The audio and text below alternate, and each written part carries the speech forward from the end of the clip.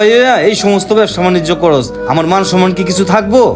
ভাইয়া দুনিয়ার কোনো কাজই ছোট না, মানুষ কাজকে ছোট চোখে দেখে। আমি ব্যবসা করতেছি, দেখি না আল্লাহ পাক আমার কোন পর্যন্ত নিয়ে যায়।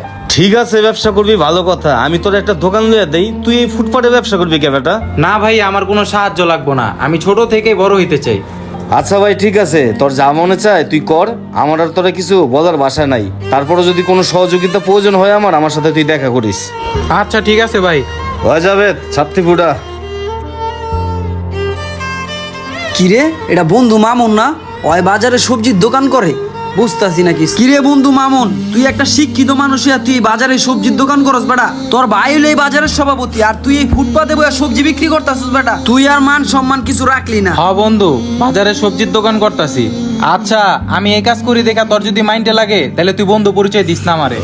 হ হ বুঝছি বুঝছি, তোর মতো বন্ধুত্ব লাগবো না। করস ফুটপাতে বইয়া ব্যবসা।